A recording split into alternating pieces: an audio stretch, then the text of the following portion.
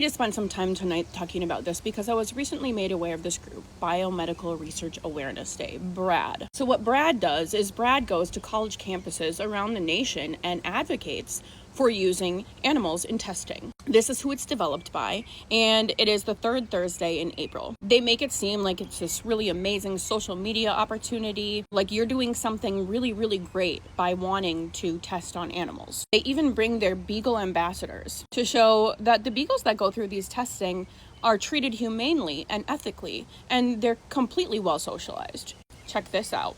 It's no surprise that these are their sponsors, Johnson & Johnson and, hold on, Marshall. Marshall is the research breeding facility that is trying to be shut down because they have over 23,000 beagles in warehouses that they are breeding to sell to medical facilities and pharmaceutical companies, etc. They even go as far as to have a quarterly training module for the advocacy for dog breeding and research, and session 2 is inside a breeding facility. So I'm assuming, take people into Marshall. They must have a special room inside of Marshall that actually looks ethical and humane, because if you've seen videos of Ridgeland and videos of Marshall, you know that the animals are treated as anything but. And it's not just beagles that they advocate testing on. They advocate the testing on chimpanzees as well and make it kind of aesthetic.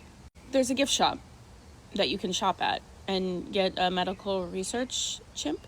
I don't think that's a chimp.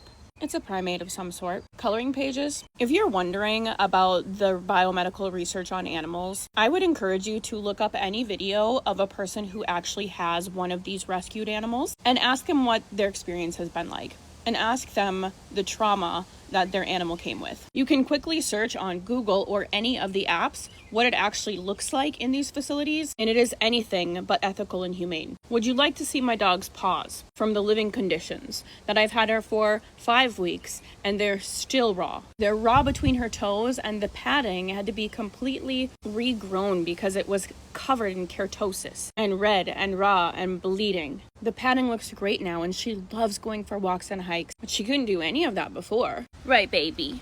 Right. That wasn't a good place to live, was it? She just this week started playing with toys. She just today drank from a water bowl for the first time. And when I got her, she didn't know how to chew food, because at the facility, they gave them like mush in a bottle and water in a gerbil feeder. And the most human contact that they got was 90 seconds when somebody walked by to like hose down the space underneath their chain link grate, because that's what they were walking on. Really humane and ethical. Anyway, like I said, they go to schools all across the nation. They had over 60 signed up. University of Minnesota, Michigan State, Emory, Illinois, Champaign-Urbana, Georgetown, the list goes on.